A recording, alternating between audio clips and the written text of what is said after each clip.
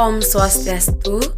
Assalamualaikum warahmatullahi wabarakatuh. Shalom nama budaya. Perkenalkan, nama saya Francisca Berubarus dengan NIM 2012013001. Baik, di sini saya akan mempresentasikan tentang rasional pengembangan kurikulum 2013. Rasional pengembangan kurikulum 2013. Pengembangan kurikulum perlu dilakukan karena adanya berbagai tantangan yang dihadapi, baik tantangan internal maupun tantangan eksternal. 1.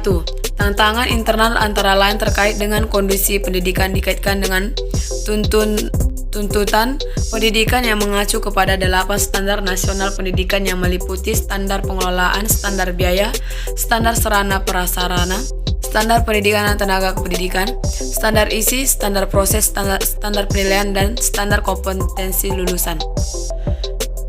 2. Tantangan eksternal yang dihadapi dunia pendidikan antara lain berkaitan dengan tantangan masa depan, kompetensi yang diperlukan di masa depan, persepsi masyarakat, perkembangan pengetahuan dan pedagogi, serta berbagai fenomena negatif yang mengemuka. 3. Pendidikan yang sesuai dengan kebutuhan masa depan hanya akan dapat terwujud apabila terjadi pergeseran atau perubahan pola pikir. 4. Berdasarkan analisis hasil PISA 2019, ditemukan bahwa dari 6 level kemampuan yang dirumuskan di dalam studi PISA, hampir semua peserta didik Indonesia hanya mampu menguasai pelajaran sampai level 3 saja. Sementara negara lain yang terlibat di dalam studi ini banyak yang mencapai level 4, 5, dan 6. Tujuan kurikulum. Tujuan pendidikan nasional sebagaimana telah dirumuskan dalam Undang-Undang Nomor 20 Tahun 2003 adalah untuk berkembang potensi peserta didik agar menjadi manusia yang beriman dan bertakwa kepada Tuhan Yang Maha Esa, berakhlak mulia, semua berilmu, cakap, kreatif, mandiri, dan menjadi warga negara yang demokratis serta bertanggung jawab.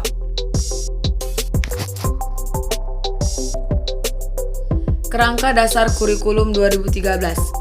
Kerangka dasar adalah pedoman yang digunakan untuk mengembangkan dokumen kurikulum, implementasi kurikulum, dan evaluasi kurikulum.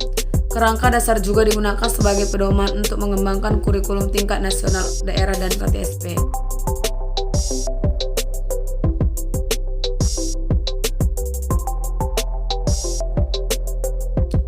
C. Landasan kurikulum 2013. Kurikulum 2013 dikembangkan berdasarkan ketentuan yuridis yang mewajibkan adanya pengembangan kurikulum baru, landasan filosofis, dan landasan empirik.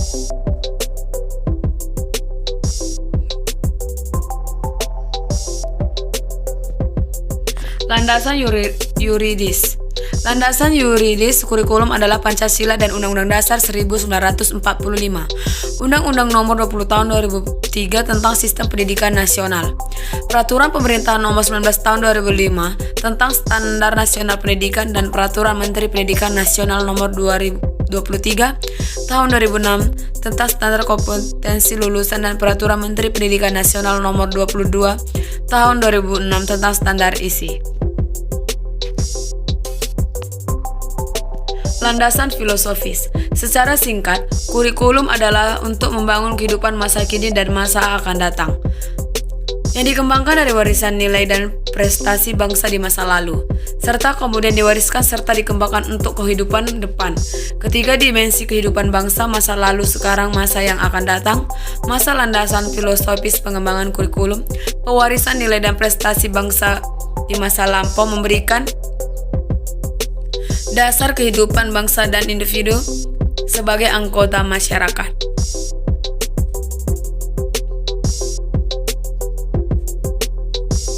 Landasan empiris. Pada saat ini, perekonomian Indonesia terus bertumbuh di tengah bayang-bayang resesi dunia. Pertumbuhan ekonomi Indonesia dari 2005 sampai dengan 2008 berturut-turut 5,7%, 5,5%.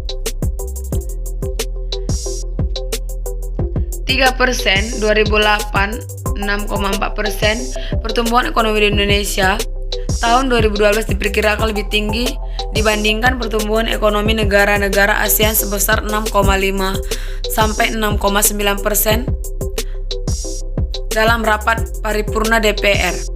Momentum pertumbuhan ekonomis ini harus terus dijaga dan ditingkatkan.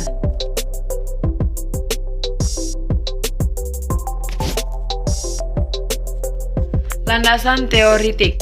Kurikulum 2013 dikembangkan atas dasar-dasar teori pendidikan berdasarkan standar dan teori kurikulum berbasis kompetensi. Pendidikan berdasarkan standar adalah pendidikan yang menetap standar nasional sebagai kualitas minimal warga negara untuk suatu jenjang pendidikan. Standar bukan kurikulum, dan kurikulum berkembang agar peserta didik mampu mencapai kualitas standar nasional atau di atasnya.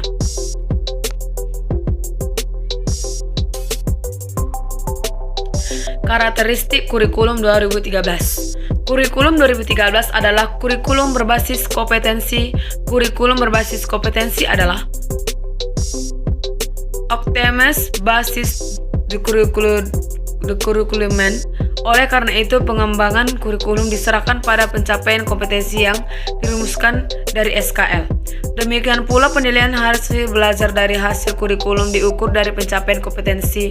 Keberhasilan kurikulum diartikan sebagai pencapaian kompetensi yang dirancang dalam dokumen kurikulum oleh seluruh peserta didik. Proses pembelajaran. Proses pembelajaran kurikulum 2013 terdiri atas pembelajaran intrakurikuler dan pembelajaran ekstrakurikuler. Pembelajaran intrakurikuler didasarkan pada prinsip berikut. Proses pembelajaran intrakurikuler adalah proses pembelajaran yang berkenaan dengan mata pelajaran dalam struktur kurikulum dan dilakukan di kelas, sekolah, dan di masyarakat. Proses pembelajaran di SD berdasarkan tema, sedangkan di SMP, SMA, dan SMK berdasarkan rencana pelaksanaan pembelajaran yang dikembangkan guru. Proses pembelajaran didasarkan atas prinsip pembelajaran siswa aktif untuk menguasai kompetensi dasar dan kompetensi inti pada tingkat yang memuaskan.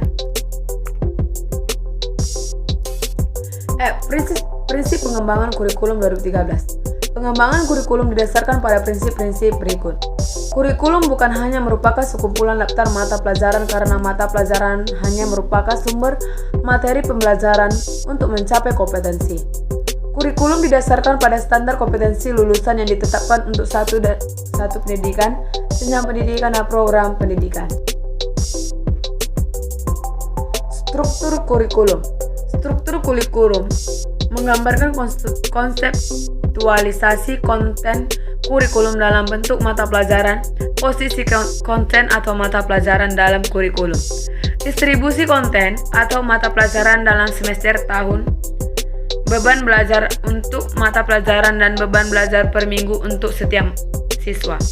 Struktur kurikulum adalah juga merupakan aplikasi konsep pengorganisasian konten dalam sistem belajar dan pengorganisasian beban belajar dalam sistem pembelajaran.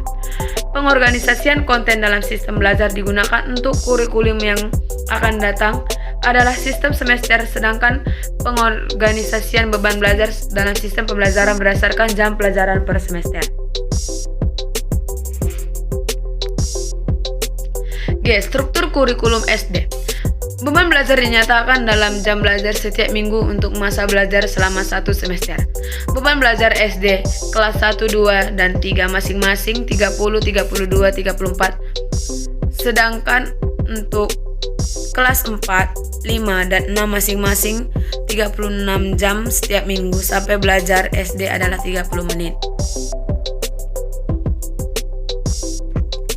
Struktur kurikulum SMP. Dalam struktur kurikulum SMP, ada penambahan jam belajar per minggu dari semula 32, 32, dan 32 menjadi 38, 38, dan 38 untuk masing-masing kelas 7, 8, 9. Sedangkan lama belajar untuk setiap minggu, setiap jam belajar di SMP tetap yaitu 40 menit. Evaluasi kurikulum dilandaskan selama masa pengembangan ide. Pengembangan desain dan dokumen kurikulum dan selama masa implementasi kurikulum. Evaluasi dalam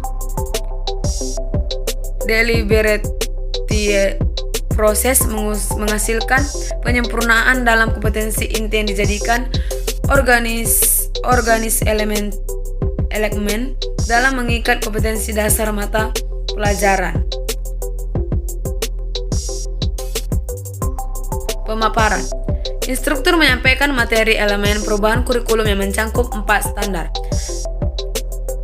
Tematik perpaduan untuk SD kelas 1 dan 4 merupakan sarana pembelajaran yang dipergunakan sebagai media pembelajaran mata pelajaran lain.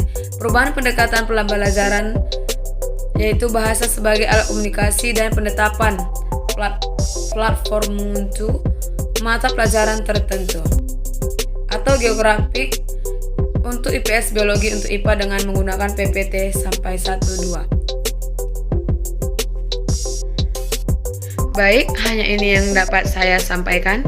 Jika ada kesalahan kata mohon dimaafkan. Sekian dan terima kasih. Sampai jumpa.